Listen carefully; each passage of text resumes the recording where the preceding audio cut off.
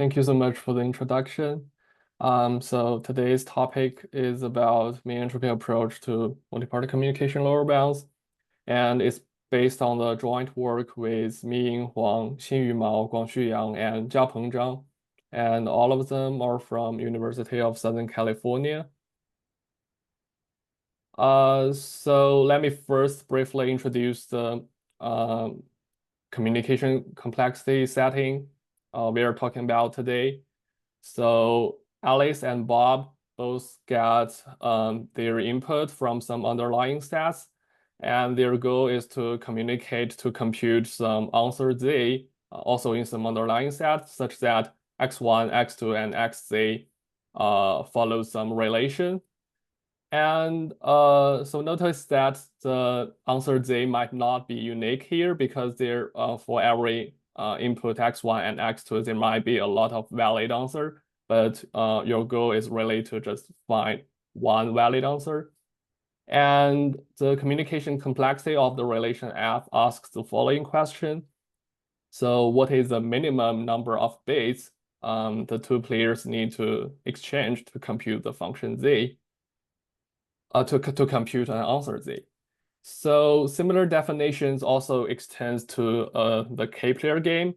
So in the k-player game setting, the ice player gets xi from scraped xi, and they also want to compute answer z such that x1 to xk and z follows lies in the relation. And here's the plan for today. So our paper proves communication lower bounds for three problems: the set intersection problem, tree pointer jumping problem, and the chain index problem. And all of the three proofs are built on a shared conceptual framework. So today we will use the set intersection problem as an example to give a brief tour of the conceptual framework. So here's the setting for the set intersection problem. It is proposed by Bauer, Farsim, and Mazahari with motivations in cryptography. And in the set intersection problem, there are k players, where the ith player gets an independent random subset yi, and yi is sampled as follows. For each element z in n, the element is added to yi independently with probability n to the minus alpha I. And the goal is to find an element lying in the intersection of the k sets with probability, let's say at least 0.1. And you can see that the problem is non-trivial only if the intersection is not empty with high probability, and otherwise we cannot find a element in the intersection. So this is the case when sigma alpha I is at most 1. And in this case, we know that the probability of the intersection is non-trivial is at least 1/4. And so on the other hand, the case if we in the case of sigma alpha I is larger than 1, the intersection is trivial with high probability. So today we only consider the case of sigma alpha I is upper bounded by 1. So here's the sanity check for the problem. So we can consider the easiest case of k equals 2, and without loss of generality, we can just assume alpha 1 is larger than alpha 2. And in this case, there exists an efficient protocol just using n to the alpha 2 communication bits. And the protocol works as follows. So Alice samples n to the alpha 2 elements, and she just sends those elements to Bob, and Bob outputs an element in the intersection if it exists. So in this case, Bob can see the random set of size n to the approximately of n to the 1 minus alpha 2, and this is his own set. And he can also see some part of Alice's set, a random set of size n to the alpha 2. And by the birthday paradox, we know that there exists a common element of the two random sets with high probability. So the the simple protocol works. So what about the lower bounds? Does there exist, better protocols than the trivial one? So here's a theorem by Babai, Franco, and Simon. And they show that for the case of k equals 2 and alpha 1 equals alpha 2 equals 1/2, the set disjointness problem requires omega square root n bits. And this also implies our set intersection problem requires omega square root n bits by a simple reduction. And so this is improved to much richer parameters by Bauer, Forsyth, and Mazahari. And they showed for the case of k equals 2, this communication problem requires n to the minimum of alpha 1, alpha 2 plus alpha 1, alpha 2 minus 1 bits. And we improve their lower bounds in two directions. First, we improve it to the k-party game, and we also improve the lower bounds in the specific k equals 2 case. And we prove the lower bound of n to the sigma alpha I minus max alpha I bits of communication lower bound. And so here's a simple comparison between our results and the previous one. So if we take k equals 2 and alpha 1 equals alpha 2 equals 1/3, our lower bound gives an omega n to the 1/3 lower bound, but the previous one only gives a omega 1 trivial lower bound. So another remark is that our lower bound is also tight here.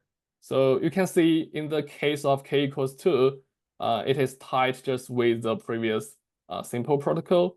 And for the general k, it is also tight with the generalization of the simple protocol. So now we are heading to the technical part.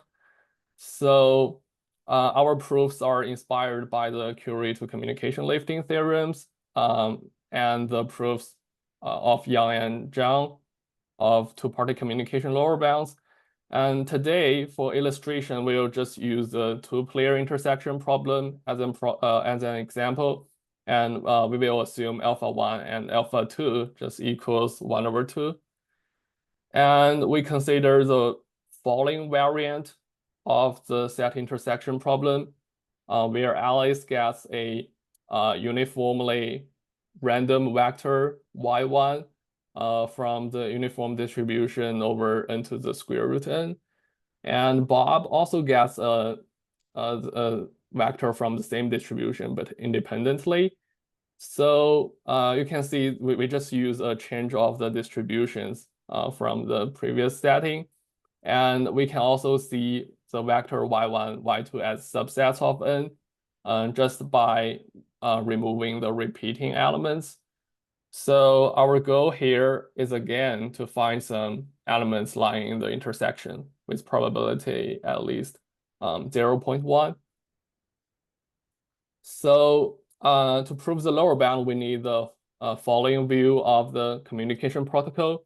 We view a communication protocol as a partition process of the input space. So here the input space is n to the square root n times n to the square root n, right?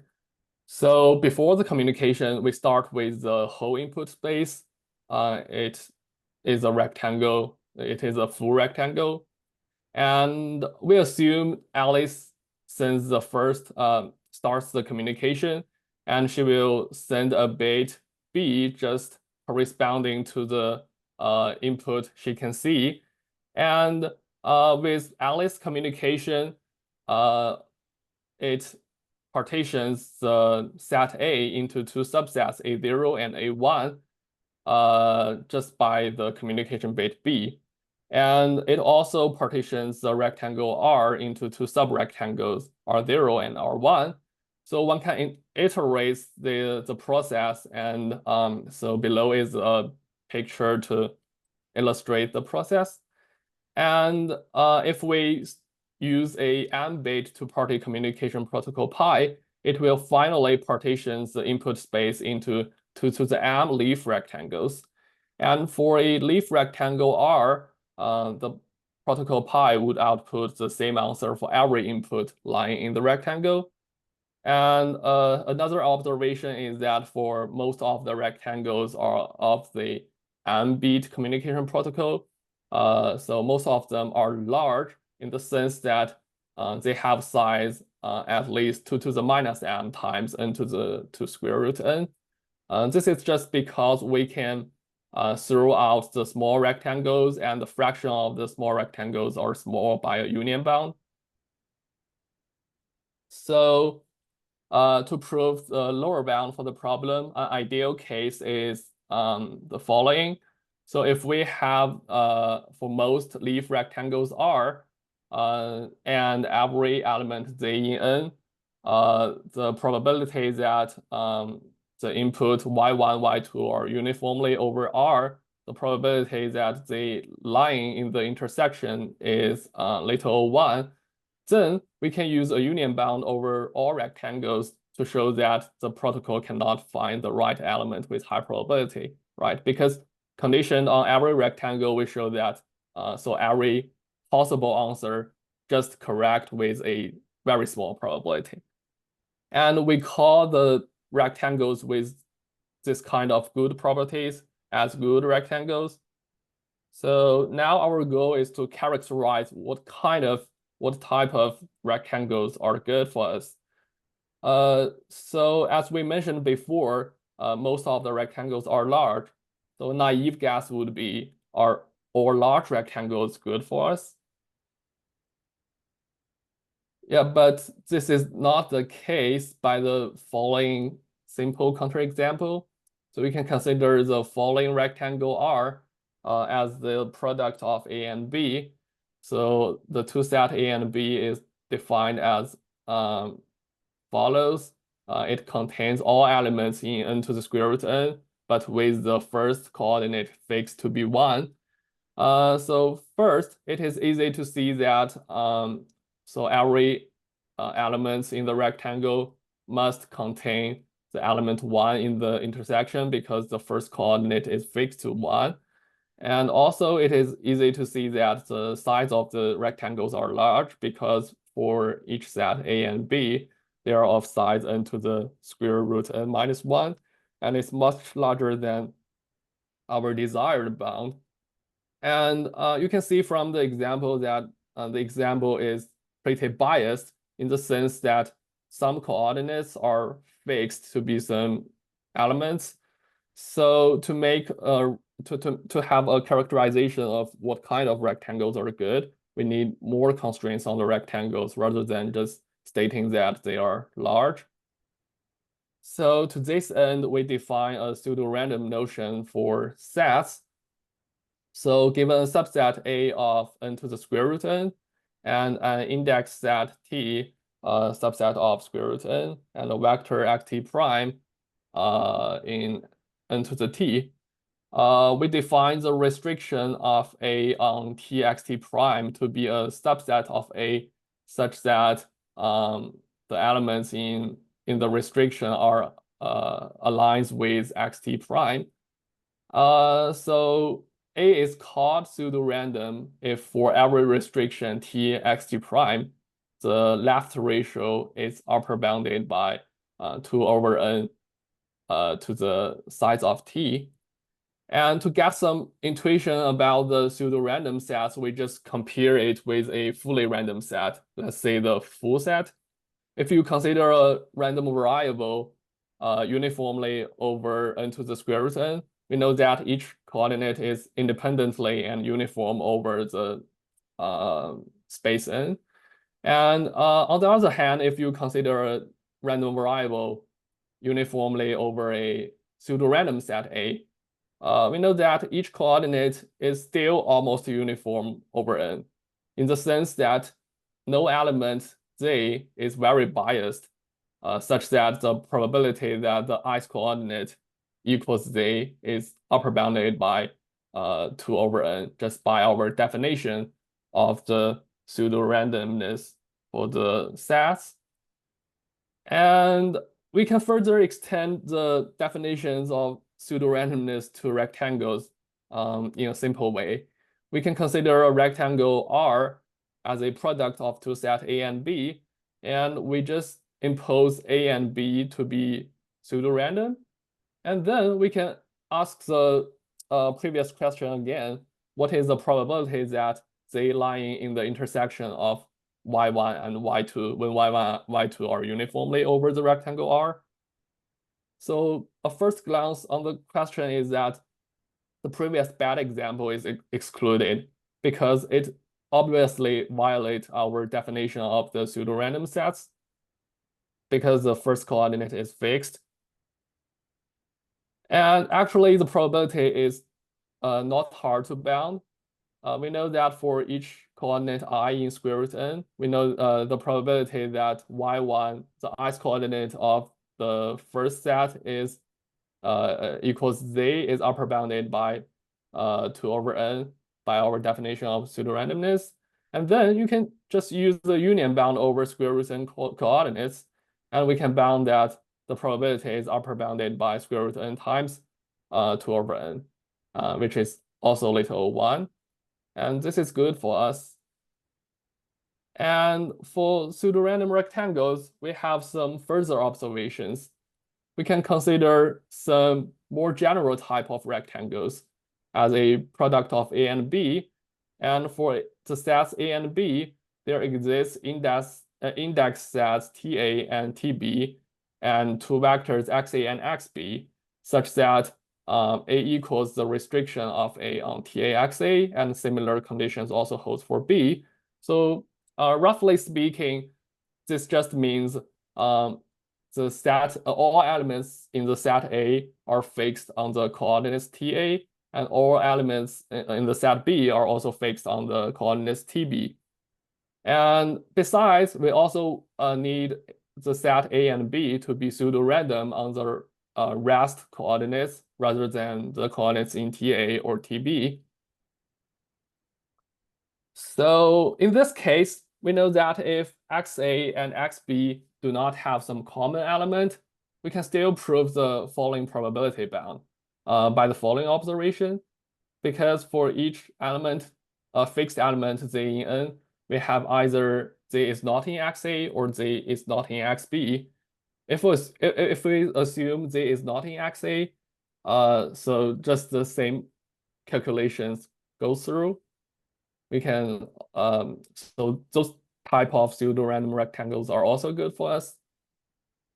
So at this point, we have characterized some type of pseudo-random rectangles and some type of pseudo-random sets, but still we do not know how to relate the communication protocol, the large leaf rectangles to the pseudo-random rectangles we define now.